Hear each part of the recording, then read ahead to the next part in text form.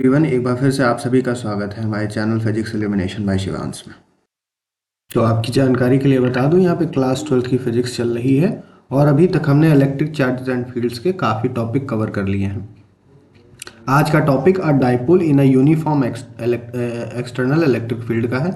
इससे पहले अगर आप लोगों ने डाइपोल के बारे में नहीं पढ़ा है तो इससे पिछला लेक्चर डाइपोल के बारे में था, तो वो एक बार जाके ज़रूर देख लेना, क्योंकि अगर डाइपोल का ही बेसिक आइडिया नहीं होगा तो समझ में नहीं आएगा कि इलेक्ट्रिक फील्ड के अंदर डाइपोल का नेचर कैसा होता है, तो वो पता होना ज़रूरी है। ठीक है, तो अब बात करते हैं। पहले मैं थोड़ा सा बेसिक आइडिया दे देता हूँ कि डाइपोल होता क्या है। तो ये प्लस चार्ज, ये माइनस चार्ज और इनके बीच की डिस्टेंस 2a, यही तुम लोगों का डाइपोल है। ये अरेंजमेंट ऑफ चार्ज जो होता है इसी को डाइपोल कहते हैं। इसकी डायरेक्शन क्या होती है? माइनस क्यू से प्लस क्यू, यानी कि ये डायरेक्शन है इलेक्ट्रिक डाइपोल की।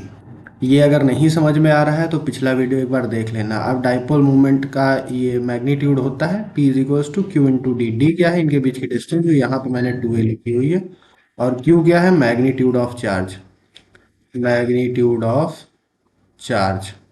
अब ये समझ लो कि ये चार्ज और ये चार्ज दोनों आपस में बराबर होते हैं। इनका साइन बस एक दूसरे के अपोजिट है। ये प्लस क्यू है और ये माइनस क्यू है। वैसे ये दोनों चार्जेस एक दूसरे के बराबर हैं मैग्नीट्यूड में। अब ये जो इतनी कहानी लिखी हुई है, इसका अगर स्क्रीनशॉट लेना हो तो ले लो। उसके बाद हम लोग एक पेज पे चलते हैं, खाली पेज पे, और आराम से समझते हैं कि ये क्या बताया गया है। ठीक है, तो ये तुम लोगों की पूरी जानकारी लिखी हुई है, इसका तुम लोग आराम से स्क्रीनशॉट ले सकते हो पॉज करके। ठीक है, अब चलो चलते हैं हम लोग एक नए पेज पे। हाँ, तो ये आ गया हमारा नया पेज। अब इसमें तुम लोग देखो, उसमें उन्होंने बताया क्या है। उन्होंने कहा है एक हमको एक्सटर्नल इलेक्ट्रिक फील्ड चाहिए, एक्सटर्नल इलेक्ट्रिक फील्ड चाहिए। तो सबसे पहले एक इलेक्ट्रिक फील्ड बना लेते हैं। ये समझ में आ रही है ना? एक यूनिफॉर्म एक्सटर्नल इलेक्ट्रिक फील्ड है। ठीक है, ये क्या है? ये यूनिफॉर्म है। यूनिफॉर्म समझ रहे हो ना? इनकी लेंथ आपस में बराबर है, इनकी स्ट्रेंथ बराबर होगी, इसीलिए इनको इक्वल रिप्रेजेंट किया गया है। तो ये सारी इक्वल बनाई गई हैं। ठीक है, अब इसके अंदर हम एक डाइपोल रखेंगे, ये प्लस क्यू और ये माइनस क्यू। ठीक है, ये डाइपोल इसमें रखा हुआ है और मान लेते हैं कि इनकी डिस्टेंस क्या है? यहाँ से a है और यहाँ से a है। तुमको पता है डाइपोल के सेंटर से डिस्टेंस बराबर होती है, टोटल डिस्टेंस 2a होती है, और डाइपोल के सेंटर से इधर a और इधर a। ठीक है, अब इलेक्ट्रिक फील्ड की ये डायरेक्शन है। ये कौन सा चार्ज है? ये पॉजिटिव चार्ज है, नेगेटिव चार्ज है। तो मुझे बता दो कि इन चार्जेस के ऊपर फोर्स कैसे लगेगा। तो मुझे जो समझ में आ रहा है, ये प्लस क्यू है और प्लस क्यू इलेक्ट्रिक फील्ड की डायरेक्शन में जाता है, यानी कि उसके ऊपर इस डायरेक्शन में फोर्स लगेगा, क्यू ई, यही लगेगा। और ये नेगेटिव चार्ज है, इस पे किस डायरेक्शन में फोर्स लगेगा? Opposite to the direction of electric field, यानी कि क्यू ई, यही डायरेक्शन होगी। तो अब मुझे बता दो यहाँ पे एफ नेट कितना हो जाएगा? एक साइड में प्लस क्यू ई, एक साइड में माइनस क्यू ई, तो एफ नेट तुम्हारा हो गया 0। यानी कि कंक्लूजन क्या निकला? यूनिफॉर्म एक्सटर्नल इलेक्ट्रिक फील्ड में अगर तुम लोग डाइपोल रखते हो, ये ध्यान रखना यूनिफॉर्म है, यूनिफॉर्म एक्सटर्नल इलेक्ट्रिक फील्ड में अगर तुम लोग कोई भी डाइपोल रखते हो तो उस पर नेट फोर्स क्या हो जाता है? Net force always 0, net force always 0। अच्छा, अब नेट फोर्स 0 है तो उससे हम लोग निकालेंगे क्या? उससे क्या मतलब निकल रहा है? इससे ये मतलब निकल रहा है कि हम लोग ये जो डाइपोल है ये कोई भी ट्रांसलेशनल मोशन नहीं करेगा। ट्रांसलेशनल मोशन जानते हो ना, 11th में पढ़ा होगा। कोई भी मतलब लीनियर डायरेक्शन में इधर से उधर मूव नहीं कर सकता, ये जहाँ पे है वहीं पे रहेगा। अब एक ट्रांसलेशनल मोशन था, एक रोटेशनल था, तो क्या ये रोटेशनल मोशन कर सकता है? सोचो। रोटेशनल मोशन के लिए क्या रिस्पॉन्सिबल होता है? टॉर्क, टॉर्क है ना, टॉर्क रिस्पॉन्सिबल होता है। अब तुम ये देखो, ये फोर्स, इसकी लाइन ऑफ एक्शन ये है, इस फोर्स की लाइन ऑफ एक्शन ये है, दोनों की लाइन ऑफ एक्शन में अच्छा खासा गैप है ना। तो ये फोर्स इसको इधर घुमाने की कोशिश कर रहा होगा, ये फोर्स इसको इधर घुमाने की कोशिश कर रहा होगा। तो मुझे तो लगता है यहाँ पे एक रोटेशनल मोशन होना चाहिए अबाउट दिस सेंटर। तो अब पहले कोशिश करते हैं कि यहाँ पे टॉर्क कितना होगा, है ना। तो अब टॉर्क निकालने के लिए हमको क्या करना होगा, हम इसको सेंटर मान के यहाँ पे निकालते हैं टॉर्क। तो हमको सबसे पहले ये डिस्टेंस चाहिए होगी। तो हमने ये माना है कि ये मान लो थीटा एंगल बना रहा है इलेक्ट्रिक फील्ड से, इलेक्ट्रिक फील्ड और इस डायपोल मूवमेंट की जो डायरेक्शन है उसके बीच में थीटा एंगल है। एक बार साफ साफ बना लेते हैं इधर साइड तो समझ में आ जाएगा। ये इलेक्ट्रिक फील्ड की डायरेक्शन है, एक ही इलेक्ट्रिक फील्ड बनाई है जिससे डायग्राम में कन्फ्यूजन ना हो। और ये तुम लोगों का डायपोल मूवमेंट है। यहाँ पे हम लोगों का प्लस क्यू था, यहाँ पे माइनस क्यू था, यहाँ पे सेंटर था, ये ए डिस्टेंस थी और ये भी ए डिस्टेंस थी। ठीक है। अब यहाँ पे देखते हैं कि हमको इस सेंटर से, अब तुम लोग पहले बता दो टॉर्क का फॉर्मूला क्या होता है। टॉर्क का फॉर्मूला होता है force into displacement, sorry force into displacement नहीं, ये परपेंडिकुलर डिस्टेंस होती है, perpendicular distance, force into perpendicular distance. अब इस सेंटर से तुमको इससे यहाँ तक परपेंडिकुलर डिस्टेंस लेनी है, यानी कि ये वाली डिस्टेंस। अगर तुम ये वाली डिस्टेंस लोगे तो स्लैंट हो गई ना, ये वाली परपेंडिकुलर डिस्टेंस आ रही है। तो अब ये भी एंगल तुम्हारा थीटा होगा। अगर ये यहाँ से थीटा बना रहा है तो ये एंगल भी थीटा हो जाएगा। तो ये क्या होगा, ये तुम्हारा हो जाएगा ए कॉस थीटा। ये हमको चाहिए नहीं चाहिए, हमारा ये क्या हो जाएगा ए साइन थीटा। अब कंपोनेंट ऑफ फोर्स तोड़ना आता होगा मुझे लगता है। तो ये डिस्टेंस तुम्हारी ए साइन थीटा आ गई। इसी तरह जब इससे निकालेंगे, इस वाले से ये वाली डिस्टेंस, तो ये यहाँ पर भी आ जाएगी ए साइन थीटा। सिमिलर वे में यहाँ पर से भी एंगल थीटा बन रहा है, वर्टिकली अपोजिट एंगल्स होना होगा तुमने, है ना। तो वही है। और ये ए कॉस थीटा, हमको ए कॉस थीटा से भी कोई लेना देना नहीं, हमको मैटर है ए साइन थीटा से और इस ए साइन थीटा से। तो यहाँ पे फोर्स लग रहा था क्यू ई। तो एक टॉर्क इसकी वजह से जनरेट हो रहा है, किस डायरेक्शन में, डायरेक्शन बताओ जरा। ये है क्लॉकवाइज डायरेक्शन। तो ये फोर्स क्या है, क्यू ई है, यानी कि हम लिख लेते हैं tau is equals to tau one इसकी वजह से प्लस क्यू ई की वजह से टॉर्क, और दूसरा ये माइनस क्यू ई की वजह से टॉर्क टाउ टू। तो यहाँ पे जब हमने लिखा तो टाउ वन क्या हो जाएगा, Q E into perpendicular distance कौन सी है, ये वाली, यानी कि ए साइन थीटा। और अगले टॉर्क की वजह से क्या हो जाएगा, क्यू ई इंटू ए साइन थीटा। अरे सर लेकिन ये तो माइनस में है ना ये चार्ज। अरे माइनस की तुमको चिंता नहीं करनी है, तुमने डायरेक्शन देख ली ना, ये कौन सी डायरेक्शन है, क्लॉकवाइज है। तो ये भी क्या हो जाएगा, प्लस में हो जाएगा। दोनों ही एक साइड घुमाने का कोशिश कर रहे हैं ना। देखो ये है, ये भी इसको इधर ही घुमा रहा है, ये भी इसको इधर ही घुमा रहा है, तो दोनों ऐड हो जाएंगे। तो टाउ नेट तुम्हारा कितना आ जाएगा, ये आ जाएगा 2QE इंटू ए साइन थीटा। इसको रीअरेंज करो, देखो क्या बन रहा है। तो अगर इसको ढंग से अरेंज किया जाए तो ये बन रहा है Q into 2A into E sine theta.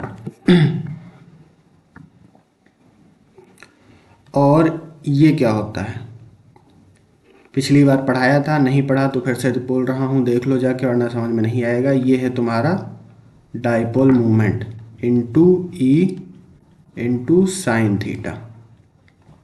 ठीक है, ये तुम लोगों का टाउ नेट आ गया। इसको कुछ और भी लिख सकते हो, अगर 11th अच्छे से पढ़ी है तो इसको लिख सकते हैं P क्रॉस E, है ना, cross product. P cross E क्या होता है, PE साइन थीटा। ये डायरेक्शन उसके अंदर ही है।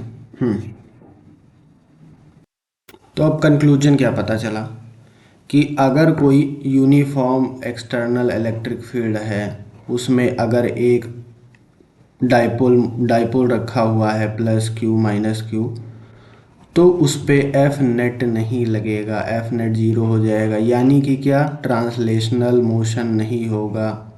अरे स्पेलिंग देख लेना, ट्रांसलेशनल मोशन नहीं होगा, है ना। लेकिन रोटेशनल मोशन हो जाएगा, स्पिन करेगा, रोटेशनल मोशन हो जाएगा। क्यों? क्योंकि टॉर्क लग रहा है। क्यों टॉर्क लग रहा है?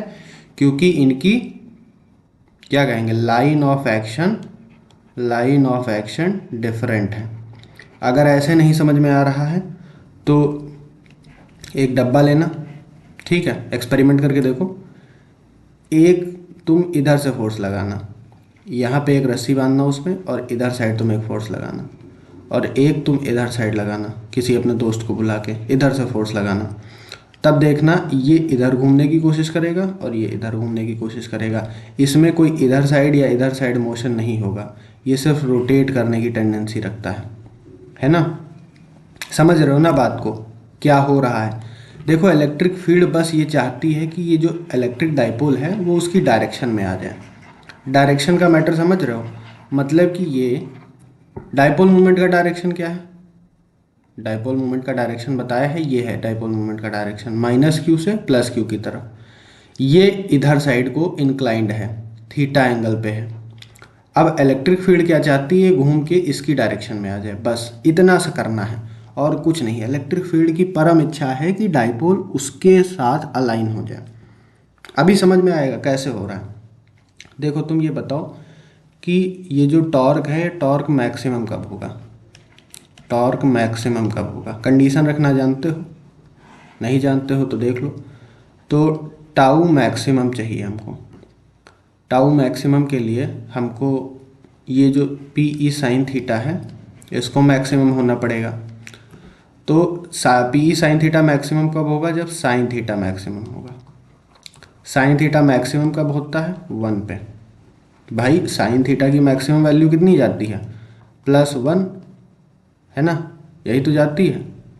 +1 -1 दोनों रख सकते हो, मैग्नीट्यूड वाइज देख रहे हैं तो हम 1 रखेंगे, +-1 रख लो। तो साइन थीटा की मैक्सिमम वैल्यू इतनी जाएगी। तो यहाँ पर से थीटा कितना आ जाएगा? या तो 90 डिग्री या तो 270 डिग्री। यही तो मतलब, और भी पॉसिबल होंगी, हम फिलहाल इसी में रख रहे हैं क्योंकि हमारा ये 360 डिग्री, प्रैक्टिकली हम 360 डिग्री देखते हैं। अब ऐसे तुम करते जाओ तो बढ़ाते चले जाओगे n π/2 तक, है ना। तो इतने पे हमको टाउ मैक्सिमम मिलेगा। अब फील नहीं आया इसका? देखो, ये इलेक्ट्रिक फील्ड है, ये तुम्हारी इलेक्ट्रिक फील्ड है। इसके नोट्स बनाते जाना, क्योंकि नोट्स नहीं बनाते हैं तो हम भूल जाते हैं हमने क्या पढ़ा था। अब ये हमसे कह रहे हैं कि थीटा को 90 डिग्री रख दो।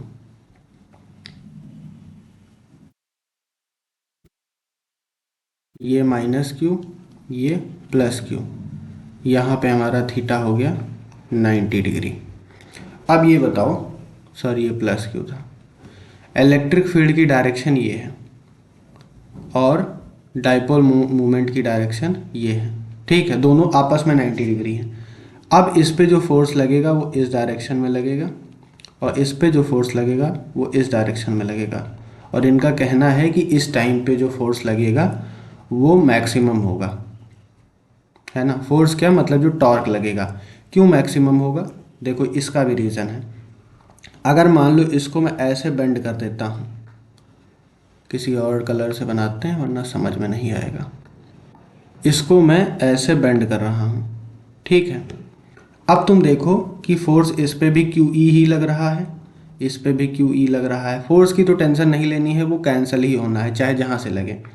अब तुम ये देखो, यहाँ से तुम परपेंडिकुलर डिस्टेंस जो लेते हो ये वाली लेते हो, और यहाँ से जो परपेंडिकुलर डिस्टेंस ले रहे हो वो ये वाली ले रहे हो या फिर ये वाली ले रहे हो, दोनों सेम ही हैं, ठीक है।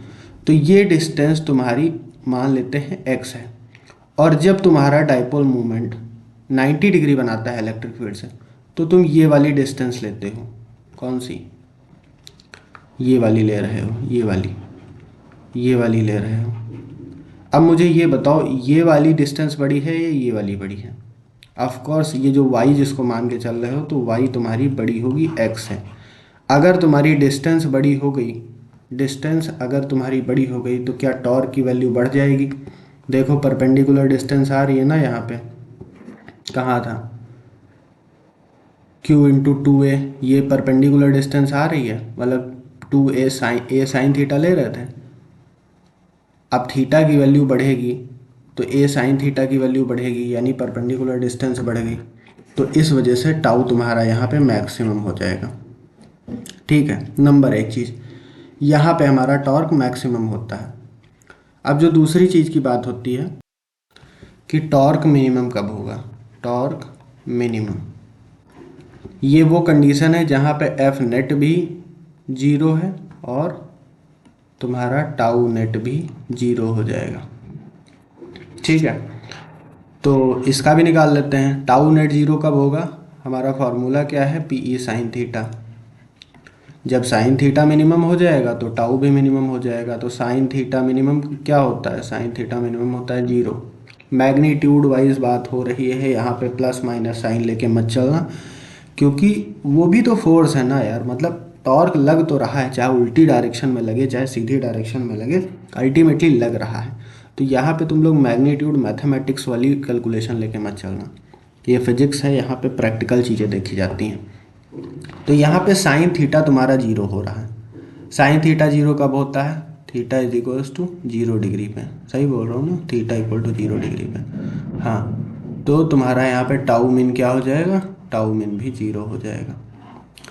थीटा इक्वल टू 0 डिग्री है, और कौन सा 180 भी तो हो जाएगा, 180 डिग्री इस पे भी। हाँ, अब इसकी दो कंडीशन बनेगी, एक यहाँ पे 270 वाली भी हम लोग बना सकते हैं, जब हमारा, चलो बना ही देते हैं इधर साइड। तो ये ऊपर वाले केस की बात हो रही है, अभी इस पर मत घुसना। मैंने दो एक कंडीशन ली थी ना, theta is equal to 90 degree, theta equal to 70 degree. तो यहाँ पे एक और कंडीशन है, जब ये माइनस क्यू हो जाए, मतलब ऊपर माइनस क्यू हो गया और नीचे प्लस क्यू हो गया, तब भी यहाँ पे सेम सिचुएशन बनती है, ये इधर साइड फोर्स लगा देगा क्यू ई, इसीलिए मैंने इसको डिस्कस नहीं किया था, ये इधर side plus Q E force लगा देगा, और ये इनकी सेम डिस्टेंस है, तो यहाँ पर भी तुम लोगों का जो साइन, मतलब साइन थीटा मैक्सिमम हो जाएगा, उसकी वजह से टाउ मैक्सिमम हो जाएगा। डिस्कस यहाँ पे करते हैं कि यहाँ पे हमारे कौन कौन से थीटा हैं, theta is equals to 0 degree और theta is equals to 180 degree. तो ये तुम्हारी इलेक्ट्रिक फील्ड है, एक्सटर्नल इलेक्ट्रिक फील्ड हो गई। इसमें theta is equals to 0 degree, सोचो क्या होगा, यानी इलेक्ट्रिक फील्ड और डाइपोल मूवमेंट के बीच में जो एंगल बन रहा है वो 0 डिग्री है, यानी कि ये प्लस क्यू और ये माइनस क्यू। अब बताओ उसकी डायरेक्शन क्या है, डाइपोल मूवमेंट की ये डायरेक्शन है, यानी कि जिस डायरेक्शन में इलेक्ट्रिक फील्ड उसी डायरेक्शन में इलेक्ट्रिक डाइपोल मूवमेंट, यानी कि P और E के बीच में थीटा कितना है, 0 डिग्रीज। अब इसके हिसाब से देखो, फोर्स तो वही लगेगा अपना, इधर साइड QE, इधर साइड माइनस QE। अब इनके बीच में कोई लाइन ऑफ एक्शन बची है, मतलब लाइन ऑफ एक्शन इनकी सेम हो गई, डिफरेंट नहीं है। अब इस पे कोई टॉर्क नहीं लगेगा क्योंकि इनके बीच में कोई परपेंडिकुलर डिस्टेंस नहीं है। अब तुमको नहीं समझ में आता है तो एक लकड़ी ले लेना, उसमें इधर साइड से तुम फोर्स लगाना, इधर साइड से अपने दोस्त को फोर्स लगाने के लिए कहना, और बराबर लगाना, ठीक है, दोनों का फोर्स बराबर होना चाहिए। तो ट्रांसलेशनल तो नहीं करेगी ये, रोटेशनल भी नहीं करेगी, साफ साफ पता चल रहा है ना। अगर नहीं समझ में आता है, तुमको कॉन्सेप्ट समझने में दिक्कत आती है, तुम ये समझ लो तुम इलेक्ट्रिक फील्ड हो, तुम्हारा दोस्त उधर साइड फोर्स लगा रहा है और तुम इधर साइड लगा रहे हो। इलेक्ट्रिक फील्ड की ये है ना कि माइनस क्यू को उधर धक्का देगी, प्लस क्यू को इधर देगी, तो इस तरीके से। बाकी दूसरा केस देख लेते हैं, एक ये तुम्हारी इलेक्ट्रिक फील्ड है, और अब यहाँ पे हम केस बना रहे हैं theta is equals to 180 degree का। तो यहाँ पे हमने डाइपोल मोमेंट रखा। अब इसकी डायरेक्शन क्या होगी, हमको किधर करना है 180 डिग्री, यानी डाइपोल मोमेंट की डायरेक्शन क्या होनी चाहिए, इधर साइड को, यानी कि प्लस क्यू इधर होना चाहिए, माइनस क्यू इधर होना चाहिए। यानी कि इस पर फोर्स किधर लगेगा, इधर फोर्स लगेगा एक, और एक फोर्स इधर लगेगा, ये क्यू ई और ये क्यू ई। अब वही सेम स्टिक तुम लोग दोबारा लेना, तुम इधर साइड फोर्स लगाना, तुम्हारा दोस्त इधर लगाएगा, दोनों ही मोशन इसमें नहीं होंगे, ना ट्रांसलेशनल ना रोटेशनल। ठीक है, तो ये तुम लोगों को मोटी मोटी चीज़ समझ में आ गई कि एक्चुअल में इसमें हो क्या रहा है। लेकिन इसमें एक और चीज़ लिखी है कि इसको हम लोग स्टेबल इक्विलिब्रियम बोलते हैं, स्टेबल इक्विलिब्रियम, और इसको कहते हैं अनस्टेबल इक्विलिब्रियम।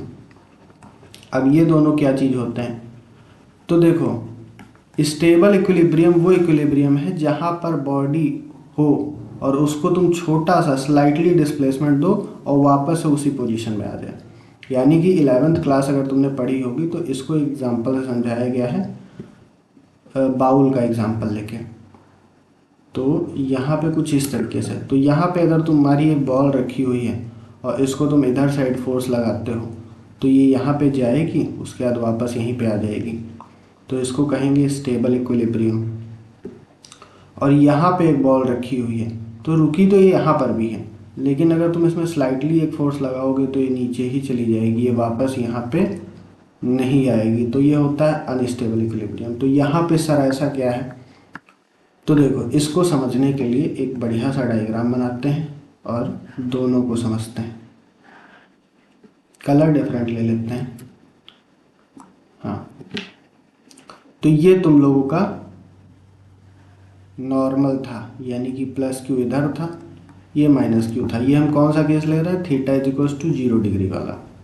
ठीक है, अब ऐसा करते हैं कि ये स्टेबल है या अनस्टेबल है, ये चेक करने के लिए हम इस पर थोड़ा सा फोर्स लगाएंगे, एक्सटर्नल फोर्स ऊपर साइड को, इधर से इसको नीचे धक्का देंगे और इधर से इसको ऊपर धक्का देंगे। ये कोई इलेक्ट्रिक फील्ड कुछ नहीं कर रही है, हम कर रहे हैं।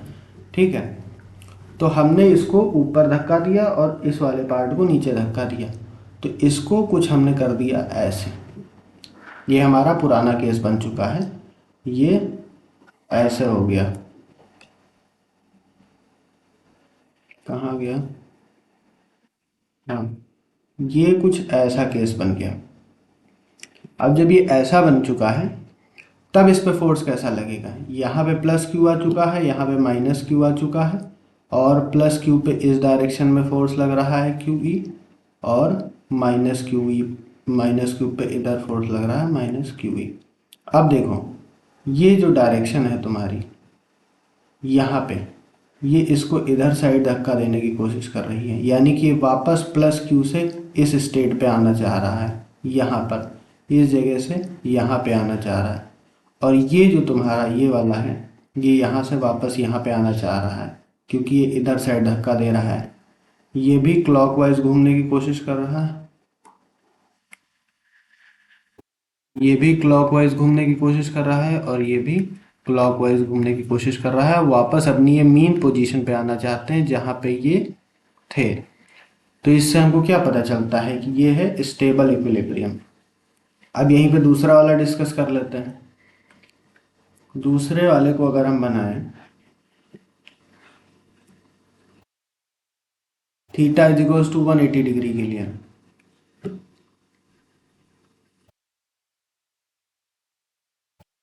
तो ये हो गया तुम्हारा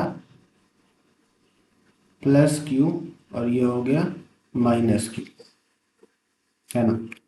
अब ये इधर फोर्स इस डायरेक्शन में लगा रहा है, ये इस डायरेक्शन में फोर्स लगा रहा है, वो तुमको सब पता है। अब हम इसको स्लाइटली डिस्प्लेस करते हैं, किधर साइड को, हम इसको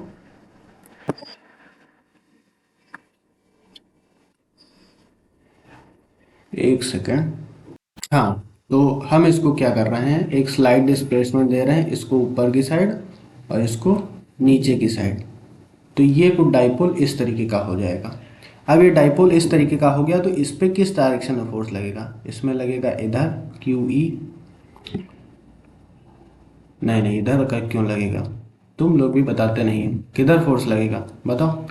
ये इस डायरेक्शन में है, ये इस डायरेक्शन में इलेक्ट्रिक फील्ड है तो प्लस क्यू है ना, तो इधर फोर्स लगाएगा क्यू ई। और ये किधर लगाएगा? नेगेटिव चार्ज है, ये इस डायरेक्शन में फोर्स लगाएगा क्यू ई। तो अब मुझे बताओ ये किधर जाने की कोशिश कर रहे हैं? ये लोग इधर जाने की कोशिश कर रहे हैं। क्या ये वापस अपनी मेन पोजीशन पे आने की कोशिश कर रहे हैं? नहीं नहीं, ये लोग वापस से 0 डिग्री पे जाना चाह रहे हैं, ये पोजीशन अटेन करना चाहते हैं। ये वापस से 180 डिग्री नहीं अचीव करना चाहते। इसको कहते हैं अनस्टेबल इक्विलिब्रियम। समझ रहे हो ना क्या हो रहा है? इसमें क्या था, इसको जहाँ से लाए थे, ये यहाँ पे थे और यहाँ पे हम लोग लाए थे, ये वापस यहीं पे आना चाह रहे थे। लेकिन जो इसमें क्या था, यहाँ पे थे और हम इनको यहाँ लेके गए तो ये उधर घूम के यहाँ पे उल्टी उल्टी पोजीशन में आना चाह रहे हैं, है ना। तो ये क्या है? अनस्टेबल इक्विलिब्रियम है। तो बस ये छोटा सा टॉपिक था, और आगे बहुत सारे टॉपिक आने हैं। तो यार कोशिश करो चैनल सब्सक्राइब कर लो और जुड़े रहो, क्योंकि क्लास 12th में पता नहीं कौन सा ऐसा टॉपिक है जो तुमको कितने मार्क्स गेन करवा दें, है ना। तो कोशिश करो जुड़े रहो, क्योंकि तुम लोगों की पूरी क्लास 12th फिजिक्स ही नहीं, मैंने सोचा है और भी सब्जेक्ट करवाने के लिए, लेकिन तुम लोगों का जुड़ना ज़रूरी है, ठीक है। तो बाकी चैनल को सब्सक्राइब कर लेना, लाइक कर देना, अपने दोस्तों को शेयर कर देना, ठीक है। बाय बाय, पढ़ाई करते रहो।